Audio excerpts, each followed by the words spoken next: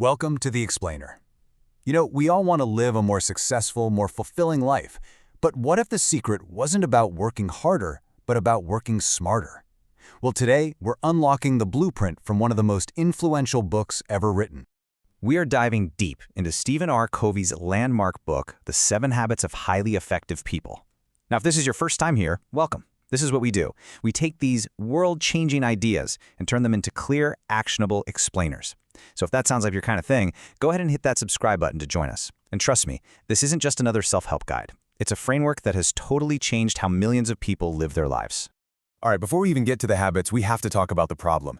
Have you ever had one of those days, or maybe weeks, where you feel like you're just spinning your wheels? You're busy, right? You're completely exhausted. But when you finally stop, you don't feel any closer to what really matters to you. That feeling, that's what we're tackling. And this quote just nails it. This image is so powerful. I mean, you can be the most efficient ladder climber in the world, super busy, going faster than anyone else. But if your ladder is leaning against the wrong wall, all that effort just gets you to the wrong destination faster.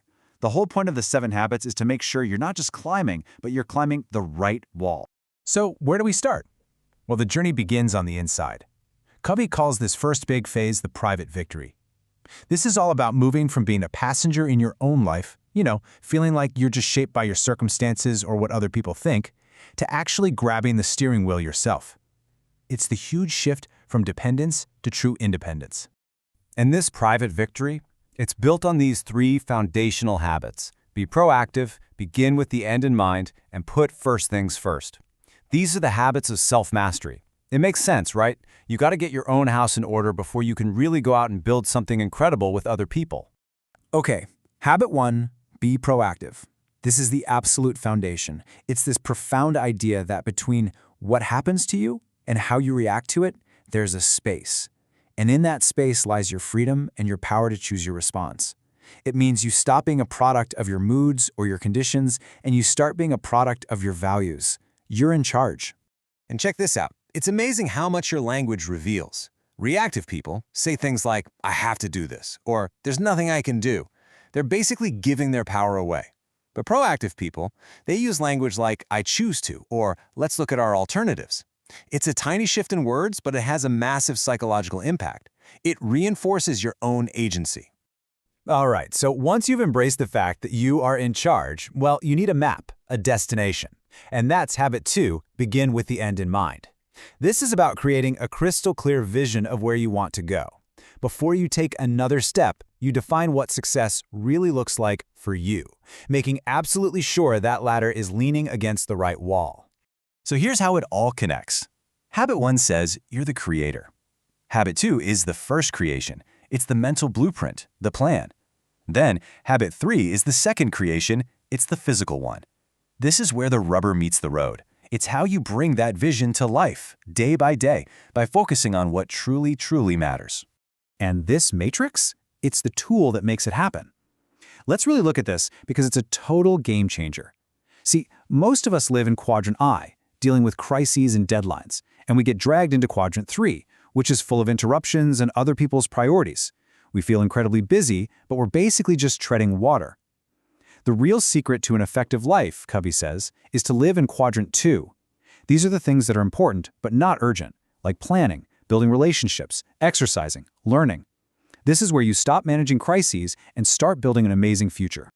Okay, so once you've achieved that private victory, once you've mastered yourself, you're ready to achieve incredible things with other people.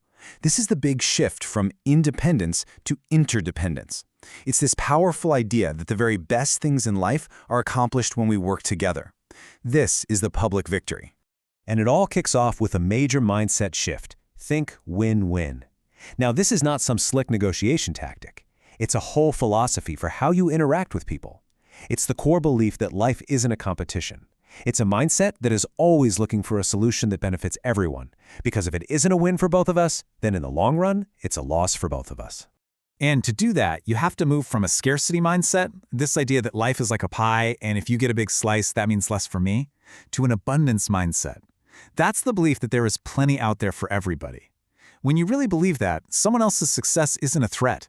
It's actually a stepping stone for more success for everyone. Seriously, think about that for a second. It's such a powerful question. We go to school for years to learn how to express ourselves, but we get almost zero training in the one skill that's absolutely critical for building relationships: listening. And that leads us right to the next habit. See, most of us don't really listen. We listen with the intent to reply. We're just waiting for a turn to talk.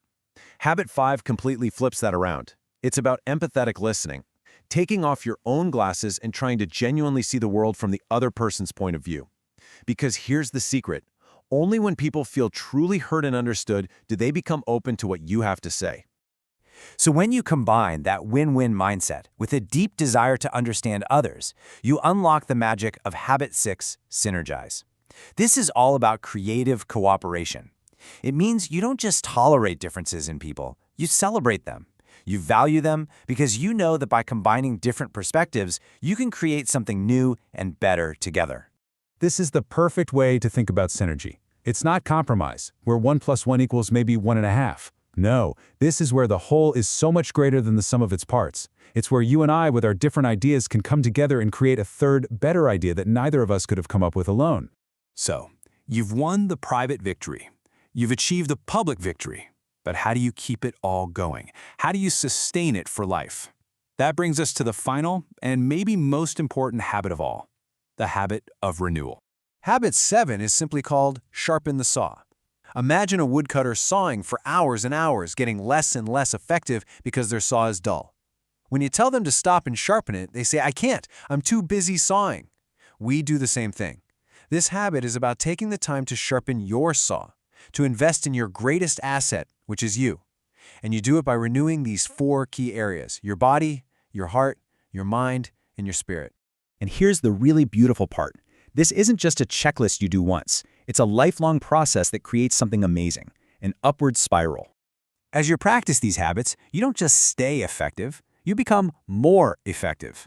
Every time you learn, commit, and do, you move to a higher level. It's a framework for continuous improvement that can propel you forward for the rest of your life. It's a truly beautiful concept. And that really brings it all back to you. This is the real question. It's not about trying to master all 7 of these habits by tomorrow. That's overwhelming. It's about picking one. Just one. Which one of these habits, if you really focused on it this week, would make the biggest positive difference in your life right now? So which habit will it be? Because the whole journey starts with that single proactive choice. If you're ready to keep building a better blueprint for your life, make sure you hit that subscribe button. Thanks for joining us, and we'll see you in the next explainer.